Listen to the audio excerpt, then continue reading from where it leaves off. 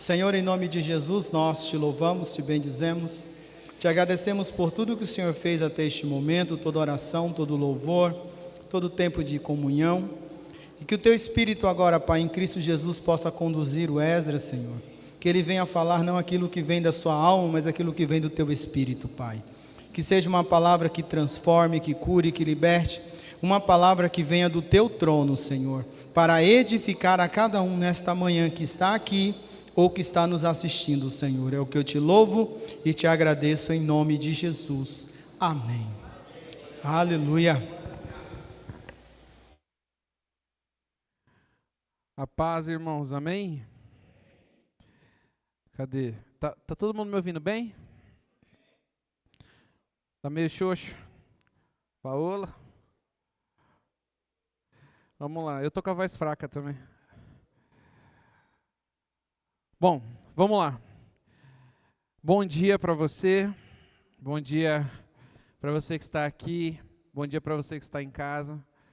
Hoje é uma manhã especial porque nós vamos falar mais um domingo sobre a justiça do Senhor. Há um ano atrás, 1 ano e meio mais ou menos, eu já havia ministrado uma palavra ensinando que justiça é diferente de juízo. E quando eu falo de justiça de Deus, eu falo sobre a salvação de Deus para com os homens. Se você não assistiu essa pregação, ou se você tem interesse nesse tema, dá uma pesquisada na nossa página do YouTube. Depois o pessoal da mídia coloca um encarte nesse vídeo. E vamos dar seguimento. Essa ministração aqui, ela é a versão completa de uma ministração que eu tive com os jovens. E eu gostaria que você prestasse atenção, porque eu creio que o Senhor tem algo novo para a sua vida hoje, amém? Bom, quando nós falamos de justiça de Deus, a gente precisa entender que nós sempre vamos levar em consideração aquilo que nos movimenta, aquilo que nos dá direção, ou seja, a nossa fé. Aumenta um pouco do meu agudo, por favor, no microfone. Eu estou sentindo muito grave. Irmãos, põe teu coração em mim, porque eu vou falar uma enxurrada de coisas que você já sabe, mas numa ordem que talvez você não ouviu. A justificação é feita por meio de Cristo, não é por intermédio humano, e sim somente por Ele. Mas nós precisamos crer para que ela se concretize em nós. Ora, está escrito: creia no Senhor Jesus e você e a sua casa serão. Também está escrito que a fé demonstra a certeza daquilo que não vemos, mas cremos. E nós sabemos que depois do sacrifício de Cristo, nós fomos curados e renovados. Fomos chamados para sermos a habitação do seu Espírito e chamados para a justificação pelo sangue do Cordeiro. Amém? Quantos creem que foram alcançados pelo sacrifício de Jesus nessa manhã?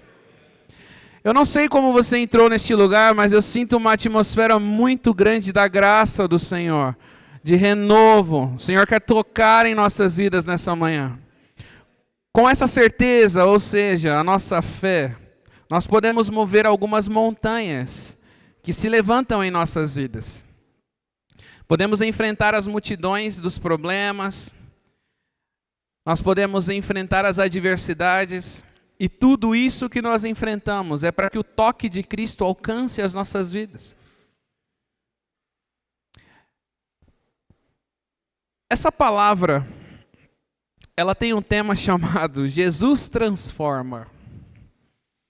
E eu dou risada porque um texto tão conhecido que eu vou abrir com você nessa manhã me trouxe tanta coisa nova que eu nunca parei para pensar. E faz muito sentido. Pensa comigo. Se eu sou chamado para ser um templo de justiça, de salvação, por que então às vezes eu sou levado a ser uma casa de indiferença? Porque às vezes a salvação não é manifesta a ponto de que todos alcancem a justiça que o Senhor tem para a minha vida? Porque então, se eu sou tudo isso que eu declarei agora, que nós dissemos amém, eu creio, se eu fui alcançado pelo sangue do Cordeiro, se o Espírito Santo habita em mim, se eu sou justificado por meio do sangue de Cristo, por que às vezes eu não sou uma casa de justiça? Às vezes eu sou só uma casa de indiferença. Eu já fui salvo, você que lute pela sua salvação. Abre sua Bíblia comigo lá em Marcos, capítulo 2. Nós vamos ler um texto um pouquinho grande, mas vamos ler a partir do versículo 1. Marcos, capítulo 2, versículo 1. A minha vontade era fazer a mesma dinâmica que eu fiz com os jovens, mas não tem como fazer aqui.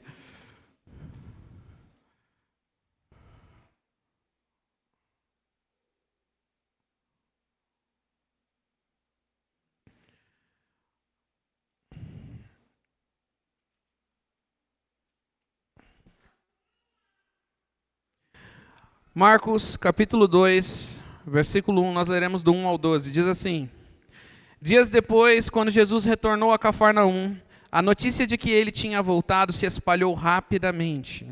E em pouco tempo, a casa onde estava hospedado ficou tão cheia que não havia nem lugar do lado de fora da porta. Enquanto ele anunciava a palavra de Deus, 4 homens vieram carregando um paralítico numa maca. Por causa da multidão, não tinha como levá-lo até Jesus. Então abriram um buraco no teto, em cima de onde Jesus estava. Em seguida baixaram um homem na maca, bem na frente dele. Ao ver a fé que eles tinham, Jesus disse ao paralítico: Filho, seus pecados estão perdoados. Alguns mestres da lei que estavam ali, sentados, pensaram: O que ele está dizendo? Isso é blasfêmia. Somente Deus pode perdoar pecados. Jesus logo percebeu o que eles estavam pensando e perguntou: Por que vocês questionam essas coisas em seu coração? O que é mais fácil dizer ao paralítico? Seus pecados estão perdoados, ou levanta-se, pegue a sua maca e ande. Mas eu lhes mostrarei que o Filho do Homem tem autoridade na terra para perdoar pecados. Então disse ao paralítico: Levante-se, pegue a sua maca e vá para casa. O homem se levantou de um salto, pegou a sua maca e saiu andando diante de todos. A multidão ficou admirava e louvava a Deus, exclamando: Nunca vimos nada igual. Essa é uma passagem bem conhecida. Existe um outro relato e uma outra versão dela, onde diz que os amigos desse homem foram que levaram ele. Mas isso para mim agora não é o principal. A primeira coisa que eu queria que você visse comigo é o que está escrito no versículo 2. Em pouco tempo, a casa onde estava hospedado. Jesus estava hospedado em uma casa e ali houve um grande milagre. Mas para que isso acontecesse, algumas coisas tiveram que mudar naquela casa. Pergunta. Eu estou ministrando igual ministro para os jovens. Pergunta. O que teve que mudar naquela casa? Alguém dá um palpite? Nada, gente. Primeira coisa foi o telhado. Tirando o telhado. Aquilo que protege do sol, das chuvas, dos ventos, aquilo que trazia segurança foi removido.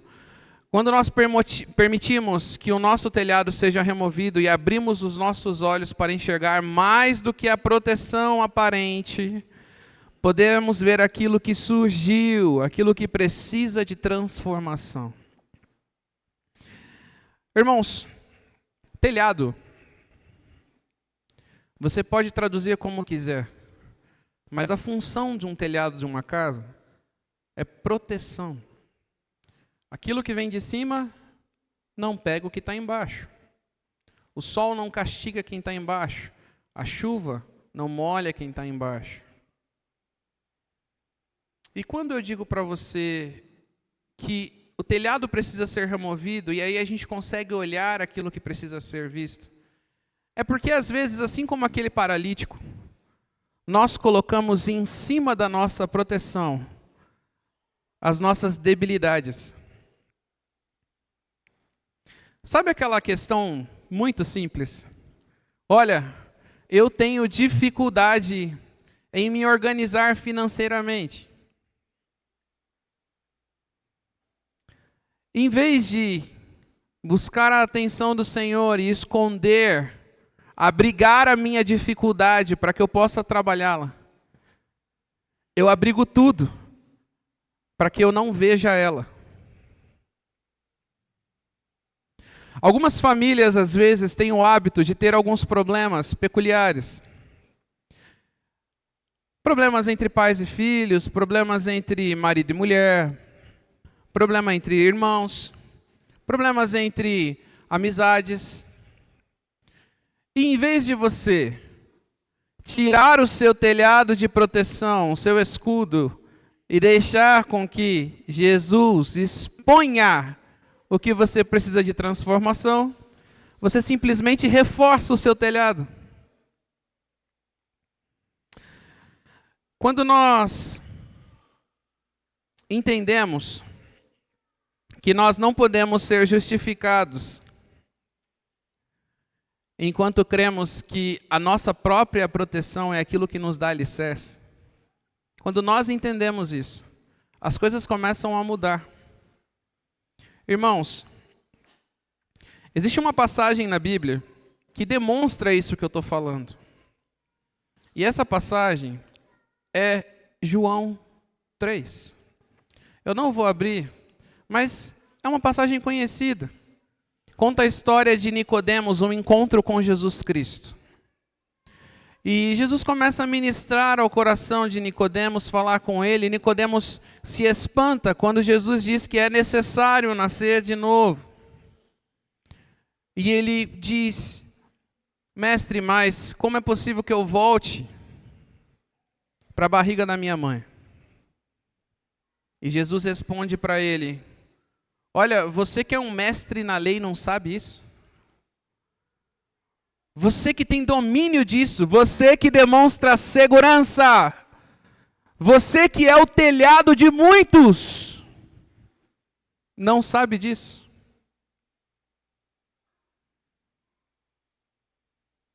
Às vezes, fica difícil remover o telhado, porque nós entendemos que o telhado, às vezes, só é um emprego, um dinheiro, um estudo.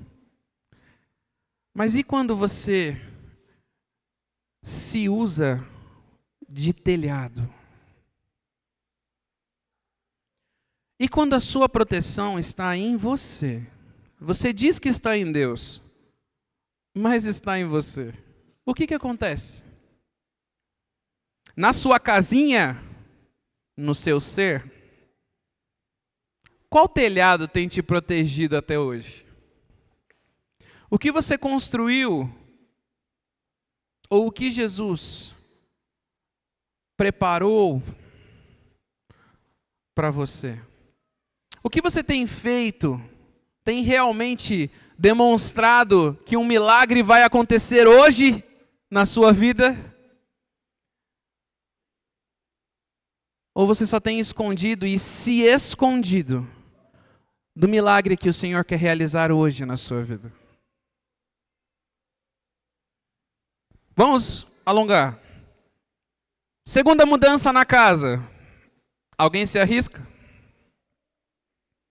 Ninguém? Vocês estão quietos, gente? Credo. Segunda mudança dentro daquela casa foi reconhecimento de autoridade. Isso é um tópico que eu dei um pouco mais de atenção. Quando nós falamos desse tópico, a gente precisa entender que quando reconhecemos a autoridade de Cristo e expomos quem somos e no que precisamos que Ele se manifeste, podemos ser alcançados e ter os nossos pecados perdoados. Às vezes pensamos que a cura de um sentimento ou o alívio de uma sensação de paralisia na nossa vida vale mais que o perdão que Ele tem para nós. Porém, não existe cura sem perdão de pecados. Quando as pessoas chegavam até Cristo, duas frases que Jesus falava. A primeira: vá em paz, a tua fé te salvou. A segunda: vá em paz e não peques. Jesus estava perdoando pecados. Você precisa de alguma cura hoje? Você precisa de alguma manifestação do Senhor hoje? Na sua mente, no seu coração, no seu emprego, na sua casa? O primeiro passo é deixar com que o Senhor perdoe a sua vida. Eu não estou dizendo que você tem que pedir perdão, porque você precisa fazer isso. Mas é permitir que o seu telhado seja removido, reconhecer a autoridade de Cristo e deixar com que Ele te perdoe. Ter a consciência que o Senhor te perdoa nessa manhã. Irmãos, abre comigo rapidamente, só para a gente ter base bíblica para essa afirmação que eu fiz. Tiago, capítulo 5, versículo 15.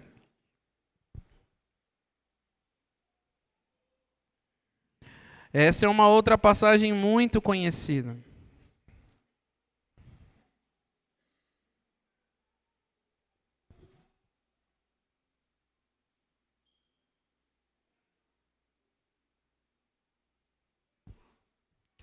Eu estou aqui na minha cabeça, Hebreus, Tiago, cantando a música.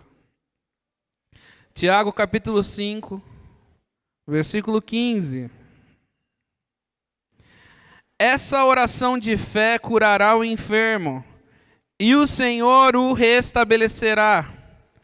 E se cometeu algum pecado, será? A cura acontece junto com o quê? Perdão. Quantos precisam ser perdoados pelo Senhor nessa manhã? Às vezes você acha que é perdão por algum erro. Perdão porque você fez o pior dos pecados. E você sempre pede perdão, perdão, perdão por aquele erro na sua vida. E Jesus já te perdoou. Mas o seu telhado, você nunca deixou ser aberto. E a certeza do perdão que vem dele nunca entrou na sua vida. Por isso, algumas coisas sempre parecem estar estagnadas, paralisadas. E hoje, se tem alguma coisa paralisada, assim como aquele paralítico saltou, a sua vida vai começar a andar em nome de Jesus Cristo. Irmãos, essa passagem que nós lemos em Tiago instrui sobre a oração pelos doentes e a confissão de pecados. E a oração de fé salvará o doente. E o Senhor o levantará, e se houver cometido pecados, lhe serão perdoados. Confessai as vossas culpas uns aos outros e orais uns pelos outros, para que sareis. Isso é o que a Bíblia diz. Esse sareis, irmãos, não é só se sentir bem, que agora o peso da minha culpa saiu do meu erro. Não. Davi fala que enquanto ele escondia o seu erro, até os seus ossos doíam, ou seja, físico. Quando o seu erro foi tratado, quando o perdão alcançou a sua vida, seu problema físico foi sarado.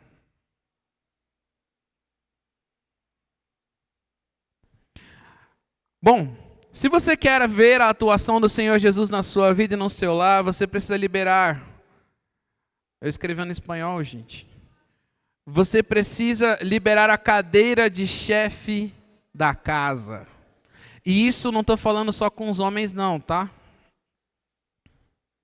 Os homens têm muito isso.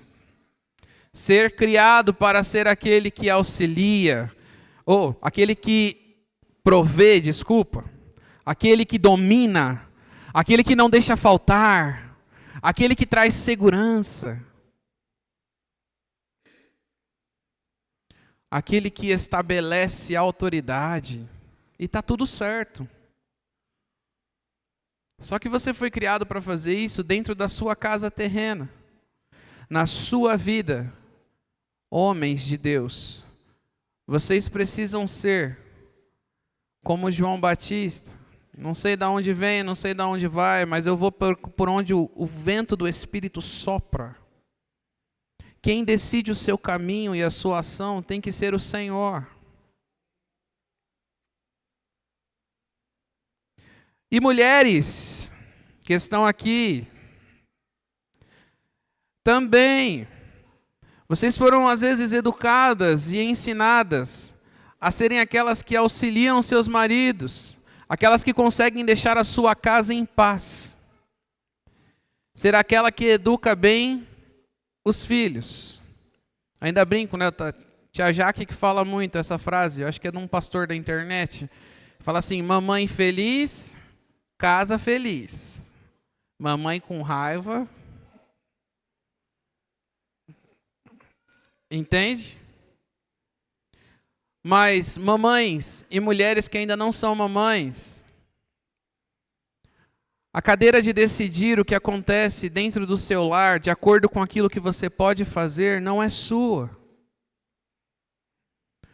Você apenas demonstra aquilo que está em você. E volto a dizer, como nós afirmamos no começo, você é morada do Espírito Santo. Qual autoridade tem sido reconhecida dentro de você? E a partir de agora, nessa mensagem, toda vez que eu falar na sua casa, eu não estou falando na sua casa física. Eu estou falando você. Olha só.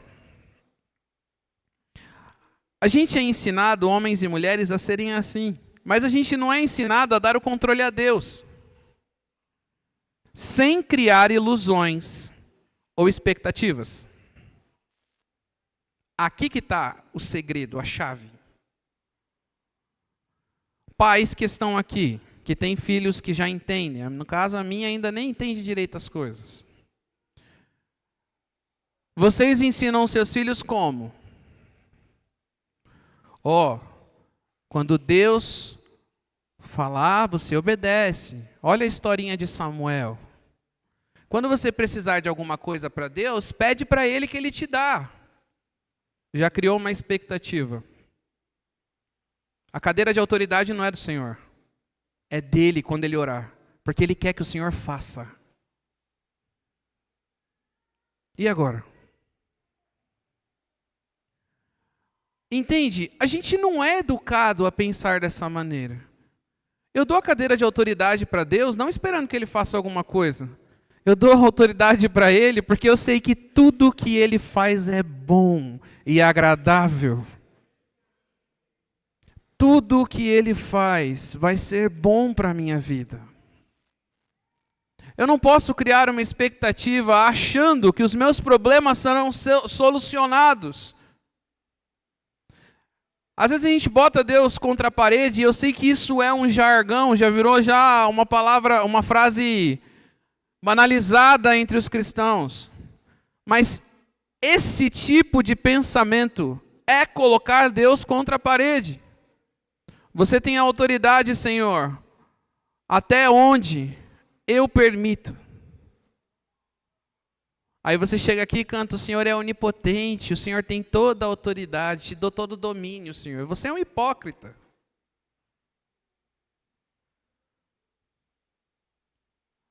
Confiar em Deus está mais além do que canções.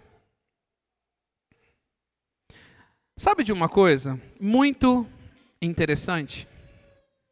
É que aquele homem,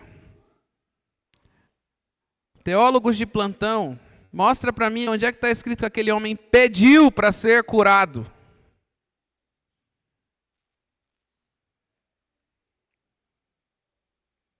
Todos os outros milagres, eu não vou colocar todos, porque vai que eu esqueço algum, mas a maioria dos milagres que Cristo fez, ele chega na pessoa, pergunta o que a pessoa quer, ou a pessoa vem até Cristo suplicando para que ele faça algo. Nesse caso aqui, ele não anda, ele não andava. Os amigos trouxeram 4 homens. Só desceram ele. Não teve conversa.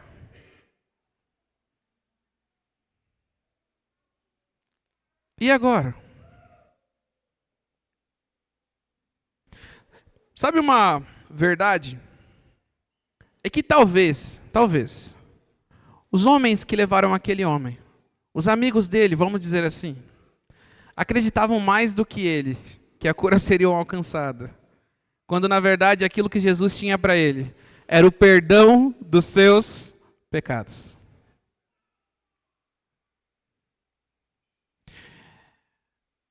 Eu não sei, de verdade, qual tem sido o foco da oração de algumas pessoas aqui.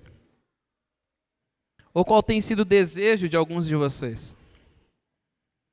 Mas eu posso dizer para vocês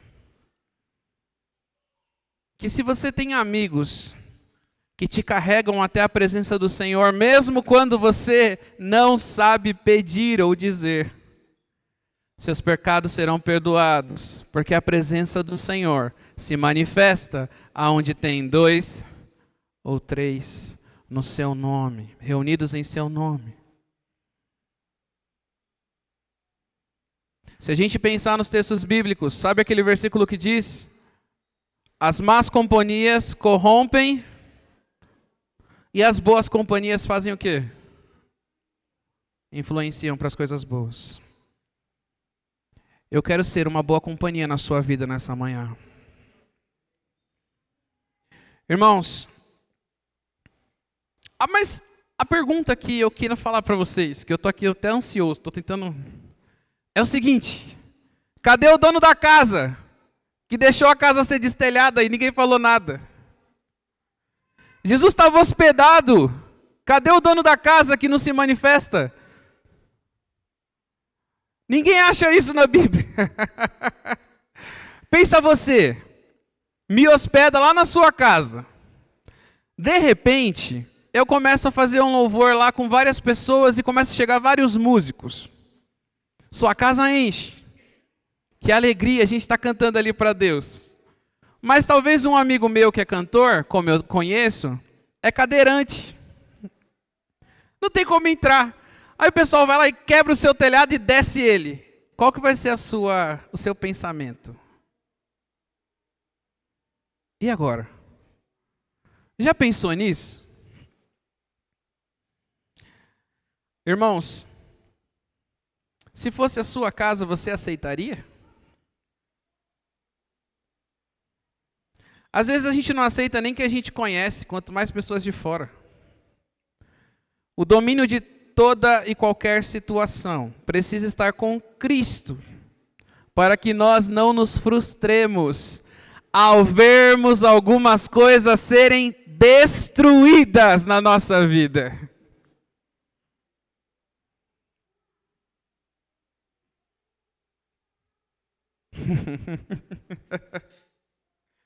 Ei, irmãos, a palavra liberta, a palavra transforma. Você precisa estar em paz com Cristo, você precisa confiar nele, dar o controle, reconhecer a autoridade. Porque para algumas coisas serem mudadas e o milagre se manifestar, algumas outras coisas precisam ser destruídas. E normalmente é aquilo que te dá segurança. Irmãos, Deus quer movimentar águas nessa manhã. Deus quer movimentar águas nessa manhã. Sabe, se Ele estiver no controle, saberemos que depois de algo ser tirado de nós, um milagre com certeza acontecerá. Mudança número 3. Alguém sabe falar?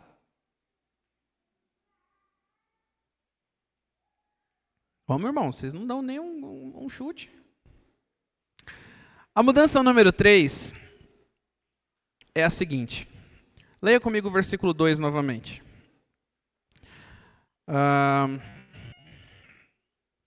Marcos, capítulo 2, versículo 2.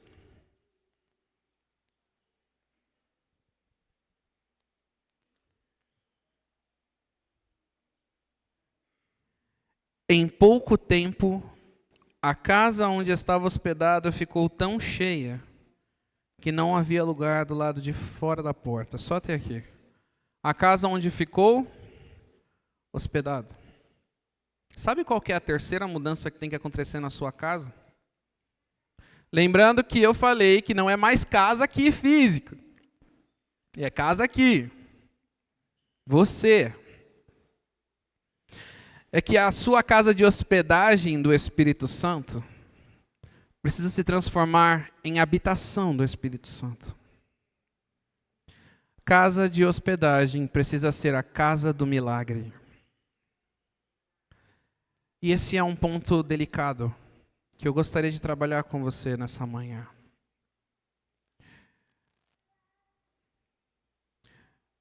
Jesus estava hospedado ali e ficaria um tempinho ali. Alguns dias, alguns meses, a gente não sabe, a Bíblia não fala. Mas o que nós sabemos é que ali era apenas uma casa onde ele descansaria. Era uma hospedagem. Jesus não estava tirando férias. Só estava hospedado. E eu lembro de uma situação na Bíblia muito parecida. Muito parecida. Eu vou falar assim por cima, ó. Jesus descansando enquanto as pessoas estão desesperadas. Você lembra desse detalhe? Abre sua Bíblia comigo em Marcos, capítulo 4, versículo 35.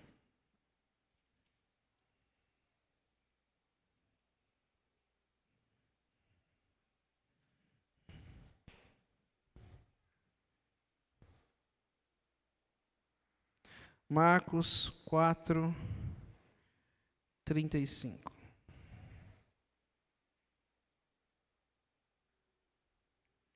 Diz assim: Ao anoitecer, Jesus disse aos seus discípulos: Vamos atravessar para o outro lado do mar. Com ele a bordo, partiram e deixaram a multidão para trás. Embora os outros barcos seguissem, logo uma forte tempestade se levantou, e as ondas arrebentavam sobre o barco, que começou a encher-se de água. Jesus fazia o quê? Dormia. Descansava, irmãos. Jesus dormia na parte de trás do barco, com a cabeça numa almofada. Os discípulos o acordaram clamando. E tem uma versão que eu amo, que diz, desesperados, dizendo, mestre, vamos morrer. O Senhor não se importa? Jesus despertou, repreendeu o vento e disse ao mar, silêncio, aquiete-se. E de repente o vento parou e houve grande calmaria. Então Jesus lhes perguntou, por que vocês estão com medo? Ainda não têm fé. A primeira coisa que eu entendo que acontece aqui é que o barco e a casa somos nós. A segunda coisa que eu entendo que acontece nessa passagem, figurativo, tá? Uma linguagem figurada, é que às vezes, e com certeza, Jesus está no barco conosco. E a gente não se esquece, não. Igual eu vejo umas ministrações falando assim, eles se esqueceram que Jesus... Lógico que não, a primeira pessoa que eles foram procurar foi Jesus. O que a gente esquece é que quando o telhado é removido, alguma tempestade acontece. Ou você acha que Satanás e seus demônios estão felizes em ver que você está entendendo que algumas situações de paralisia na sua vida são fruto de autoconfiança ou autodomínio? Só que tudo que Deus faz é bom e agradável. Amém? E tudo que acontece é permissão do Senhor. O levante do vento e do mar aqui teve um propósito. Primeiro, deixar os discípulos a sós com Cristo. Porque enquanto o vento e o mar não se levantaram, os outros barcos estavam seguindo. Não, eu vou. Ó, pastor, pode deixar que eu faço tal coisa. Aí eu olho para trás, tem mais uns 5 me ajudando, vai ser moleza. E de repente Deus quer tratar com você. E alguma situação acontece na sua vida, e de repente está você e Deus.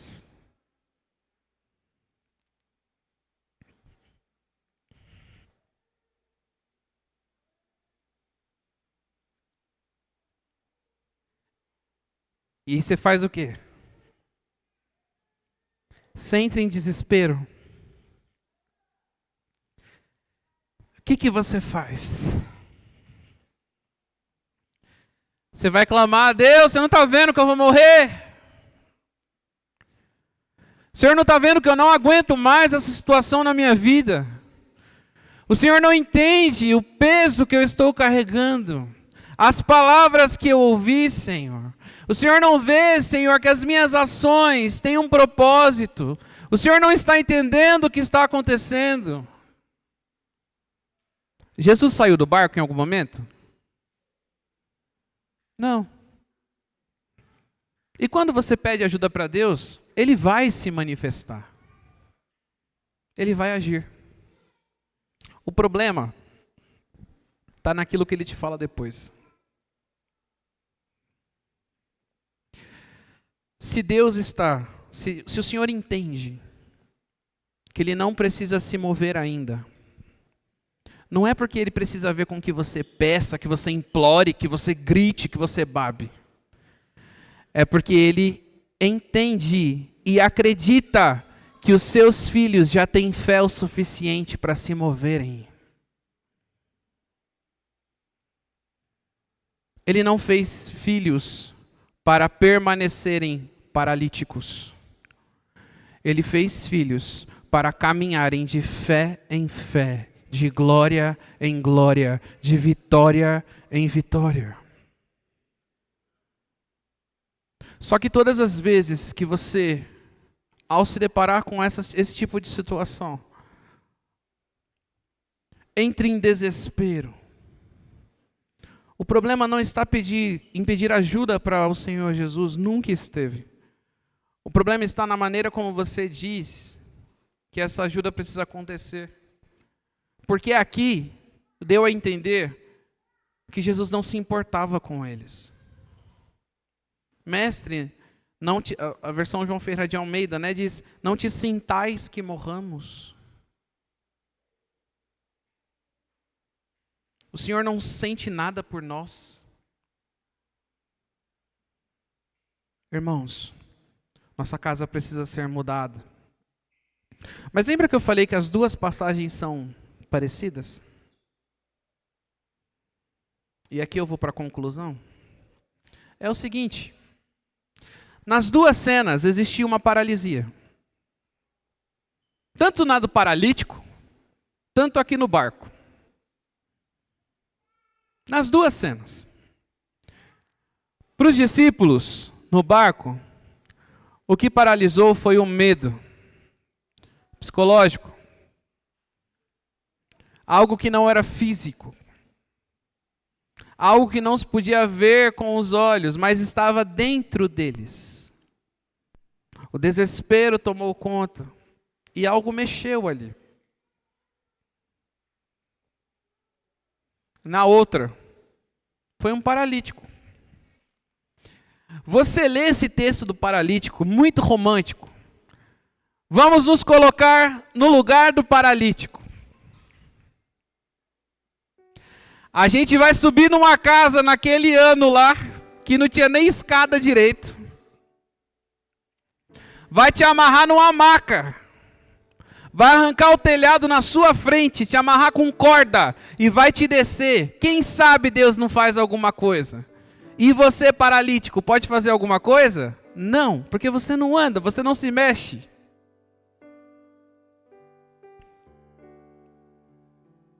E agora?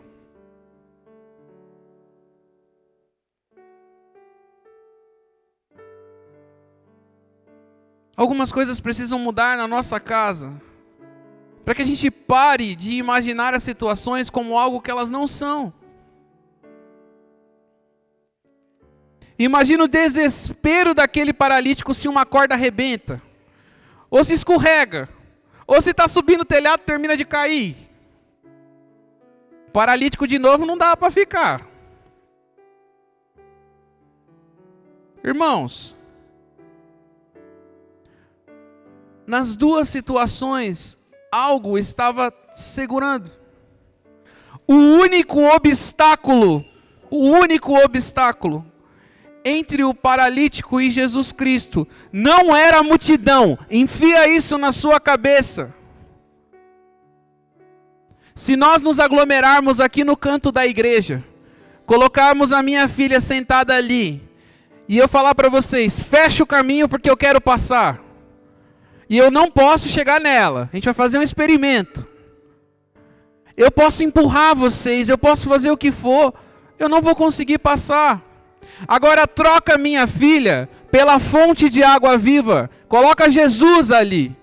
Você também tem sede, você também vai estar lá. E eu, às vezes, paralisado pelo meu medo, pelas minhas frustrações, pela minha insegurança, pelos problemas, por doenças físicas, eu não quero atravessar a multidão, porque isso para mim é quase impossível. Então eu preciso achar outro meio. Eu posso pedir para alguém me levar em cima e quem sabe Jesus não me vê, como Zaqueu. Zaqueu só queria ver a Cristo, só queria vê-lo. E de repente inverteu, Jesus viu Zaqueu.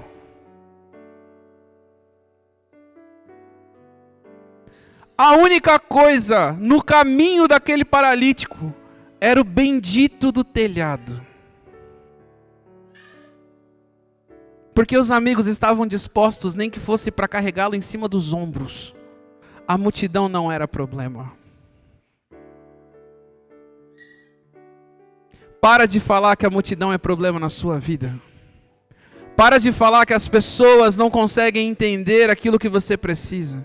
Para de falar que às vezes os machucados que foram causados, as cicatrizes que ficaram por causa de coisas na sua vida, é aquilo que te paralisa, porque não é. Não é. A segurança que você criou em cima dessas situações é aquilo que está paralisando a sua vida. E é isso que o Espírito Santo quer soprar como um vento impetuoso e levar embora nessa manhã.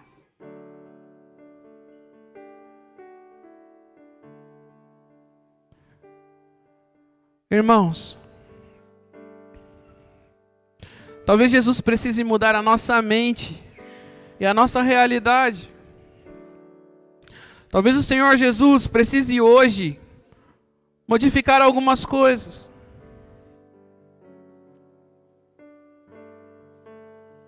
Obrigado, Senhor.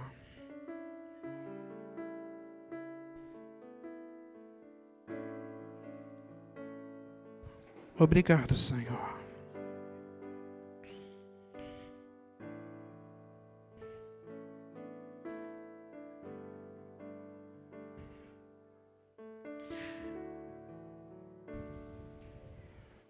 Talvez o Senhor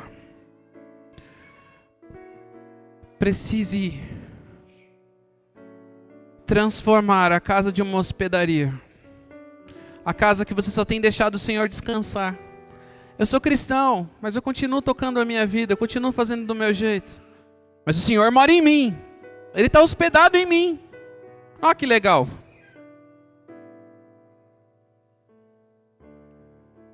Talvez você precise que o Senhor pare de descansar na sua vida e comece a se manifestar a partir de hoje. Eu queria contar um testemunho para você.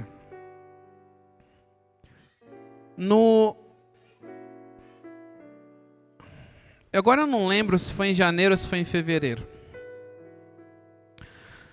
Mas eu lembro o que aconteceu. Nós estávamos aqui na igreja por algum motivo. Não me lembro o que era.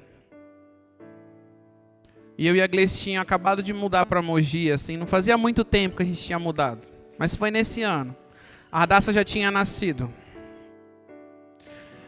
E a gente morava num apartamento. E quando a gente chegou no apartamento, a gente perdeu as chaves de casa. Mas eu morava no térreo, só que aqueles térreos que são altos, sabe? O andar. E eu olhando e uma chuva caindo, e eu olhando e a neném no colo dela e eu desesperado. Falei, Gleice, a gente vai fazer o seguinte. Me dá a neném, eu vou fazer pezinho para você. Você vai pular a janela, cair em cima da cama, porque a cama ficava bem em cima da janela. E eu falei para ela, se sujar não tem problema, a gente troca lençol, troca tudo. Aí você pega a neném, coloca no berço, me dá uma cadeira que eu vou tentar subir. Porque é alto, irmãos. A janela era alta, é alta mesmo. Desse primeiro andar. Do térreo, né? Era um térreo, mas o terreno fazia uma inclinação assim, e o meu ficava bem na parte alta. E ela, beleza. Ela conseguiu entrar. Dei a neném para ela. Aí ela me deu uma cadeira. E eu fui subir. Subi. E quando eu fui entrar, estava chovendo e a beira da janela é tipo aqueles canteiros de flores, sabe? Ou seja, é lama. A cadeira virou. E apoiou no muro. Naquele da cadeira virar, eu pulei de uma vez para trás. E eu caí em cima da cama. Mas a janela de alumínio tem aquele barra-água, sabe? Para a chuva não entrar. As minhas duas pernas bateram naquele negócio. E doeu. Eu falo para vocês que foi horrível. Parecia que eu tinha quebrado o osso. Passou 2, 3 dias, eu comecei com um sangramento no corpo que não parava. Não parava. E aí, não para, passa uma semana, não para, passa uma segunda semana, não para. As cuecas saíam cheias de sangue. E eu falei para Gleice, não sei o que é, ela vai no hospital. Sai do emprego, vai para o hospital. E eu trabalho bem pertinho do hospital. Eu fui.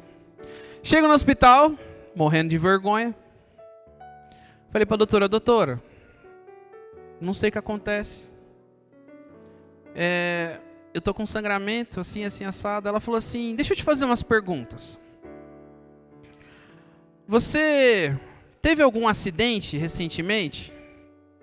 Eu falei, não. Aí me veio na cabeça, tim, a batida na perna.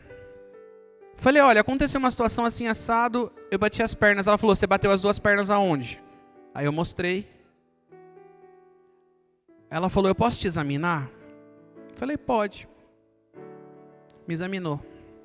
Ela falou, então, a gente vai mudar a cor da sua pulseira. Porque o que aconteceu foi que você tá com trombose. E com certeza devia estar na perna. E os coágulos subiram. E se eles subirem até o seu coração, você morre. A gente precisa te operar. E, gente, eu só fui no médico para saber o que era. Eu não fui com pretensão, sabe? Não estava nada marcado.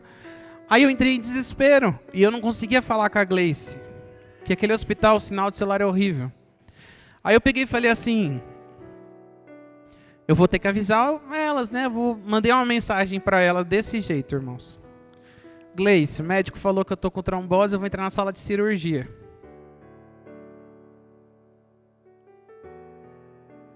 Foi a única mensagem que eu consegui mandar. Eu não sabia nem o que falava. E mandei para minha mãe também. Aí você já imagina como é que as duas ficaram mandando mensagem, né? Nisso, a médica falou assim para mim: antes de você entrar na sala de cirurgia, eu preciso chamar uma pessoa.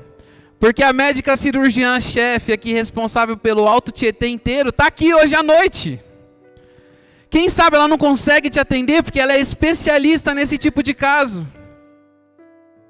Aí eu falei, mas doutora, como que funciona? Não, você vai ficar internado aqui uns dias. E aí você faz a cirurgia. Eu falei, eu não posso. Eu não sou CLT. Eu ganho por hora trabalhada. Eu preciso trabalhar. Eu tenho que pagar aluguel, eu tenho que fazer as coisas. E a médica pegou e falou assim para mim, olha, não tem jeito. Antes a sua vida do que o seu emprego. E eu fui com a cabeça já que eu não ia para a sala de cirurgia, igual eu falei para elas. Que eu ia ter que ficar no hospital. Chamaram essa doutora. A doutora virou e falou assim para mim, olha, já acabou o meu plantão? Mas você não vai ficar internado não. Eu vou te operar agora. E aí meu coração, a pressão já subiu, eu desesperado, entrando na sala, nunca fiz cirurgia nenhuma. Ela me leva para uma sala, fala com a anestesista lá, me dá uma anestesia nas pernas. As pernas ficaram dormentes, eu não sei explicar a sensação. Fizeram um corte em mim. E ela começou a remover coágulo por coágulo. De um lado da perna. De repente, quando acabou a cirurgia, ela falou assim, você me autoriza te examinar? Sim. Aí ela começou a palpar a minha perna, ela falou, não, tem do outro lado também. A gente precisa tirar esse coágulo. Aí eu falei, mas doutora, eu só bati a perna. Ela falou assim, graças a Deus que você bateu a perna. O impacto fez com que o sangue estourasse uma veia. E aí você conseguia saber que tinha um problema acontecendo. Quando removeu tudo, irmãos, minhas pernas consegui mexer os dedos, voltou, uma anestesia bem leve.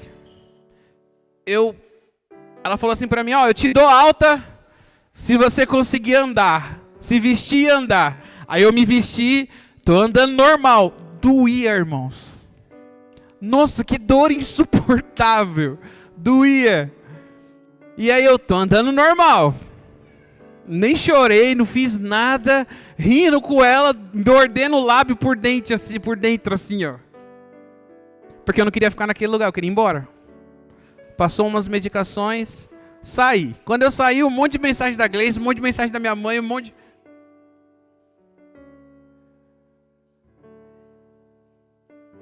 Naquele dia,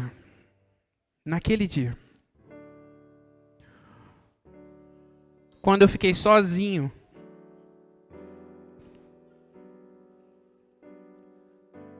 eu lembrei dessa passagem do paralítico.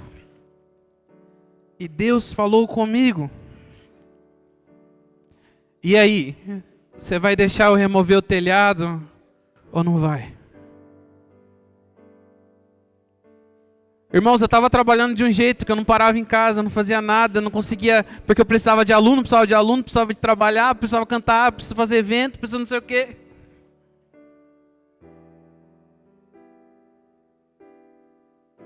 A minha única segurança foi colocada em xeque, porque eu não podia ir trabalhar assim agora, né? Tinha que esperar se recuperar. E não faltou nada. Aquilo que veio como seta de maldição foi revertido para a bênção e para a glória do nome do Senhor. Qual é o telhado que o Senhor precisa urgentemente fazer uma operação na sua vida agora? Coloque-se de pé no seu lugar.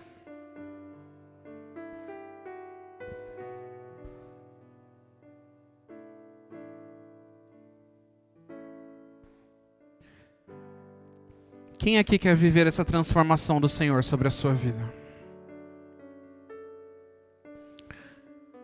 Quem aqui está disposto a deixar com que o Senhor trabalhe e hoje ainda comece a se manifestar na sua vida? Quando o telhado foi removido, o paralítico não recebeu cura 2 dias depois. Ele recebeu cura. Ele foi perdoado e recebeu cura no mesmo dia.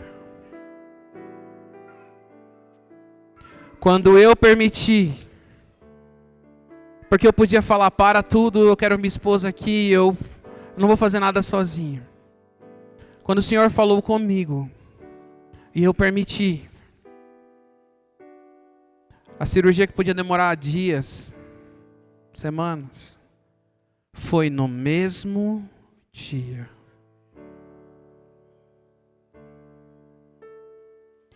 Quem aqui precisa viver um milagre do Senhor?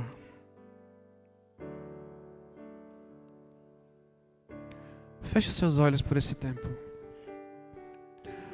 O Senhor quer falar com você nessa manhã. O Senhor quer trabalhar com você nessa manhã. Eu gostaria que você falasse com o Espírito Santo. Comece a falar, Espírito Santo. Eu preciso que o Senhor entre na minha vida, eu preciso que o Senhor fale comigo agora. Espírito Santo, eu não quero que o Senhor descanse na minha vida agora. Porque a Tua palavra me ensina que eu que preciso descansar em Ti, Senhor. E é isso que eu quero fazer nessa manhã. Senhor, todas as algemas visíveis e invisíveis nessa manhã agora, Senhor. Pelo poder que há na Tua palavra, nós destruímos em nome de Jesus, Senhor. Toda a chuva de setas de Satanás agora, Senhor. Como igreja, levantamos o escudo da fé e avançamos, Senhor. Porque nós queremos viver transformação nessa manhã. Nós queremos realmente dizer que Jesus transforma as nossas vidas. Se você precisa de transformação do Senhor, se você precisa de um toque do Senhor na sua vida, se você precisa que o Senhor se manifeste com poder e autoridade, se você está disposto a deixar com que o Senhor abra o seu telhado, faça algumas reformas em você, eu queria convidar você a vir até aqui à frente. Existe transformação do Espírito Santo para a sua vida nessa manhã. Há um rio passando nesse lugar. E as águas do Senhor são capazes de inundar a sua vida. Que não seja o ego, que não seja o orgulho, que não seja a vergonha, mas que seja o poder do Espírito Santo a se manifestar através de você nessa manhã.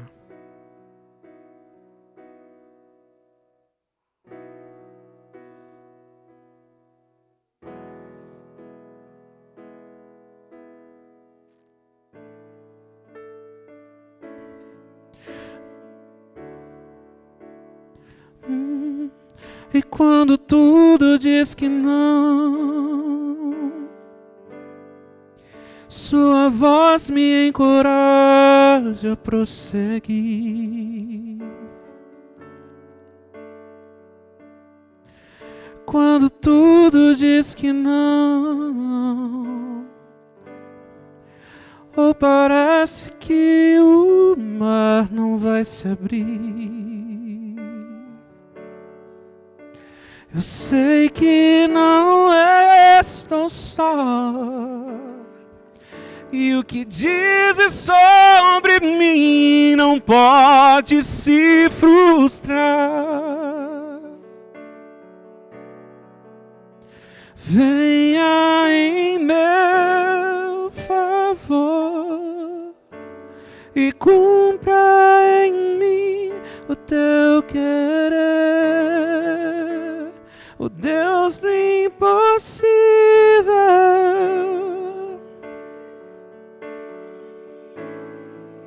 Sua destra me sustenta e me faz o Deus do impossível.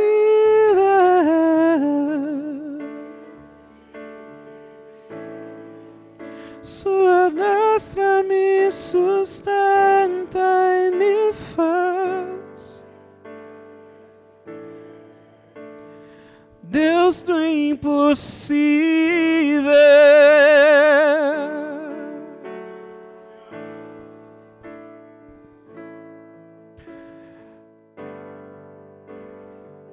Algumas pessoas essa semana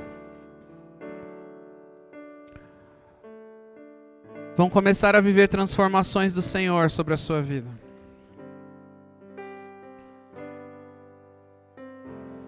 Existem mudanças que o Senhor tem pressa em fazer, porque Ele quer se manifestar sobre a sua vida.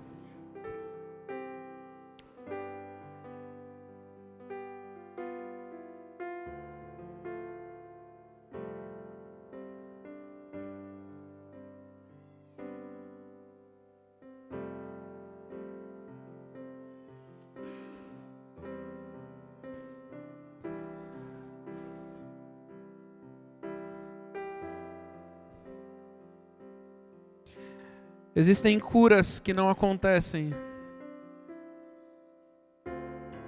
porque telhados ainda não foram removidos.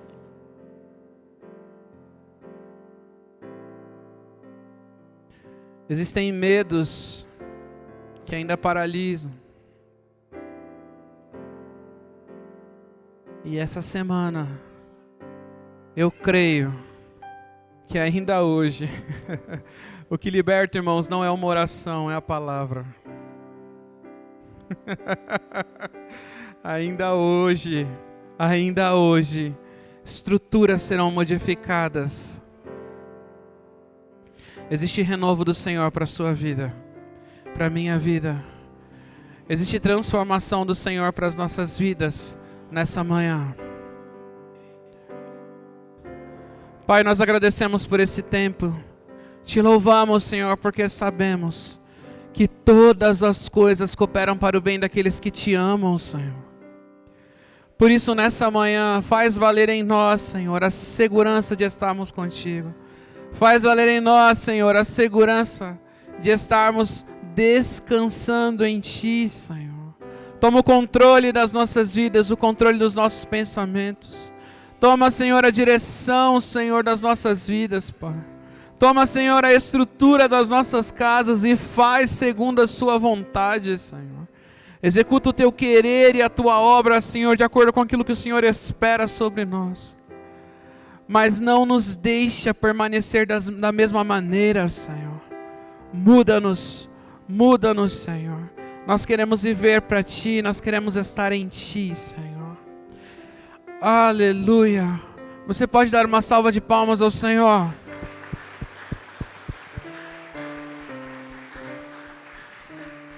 Aleluia.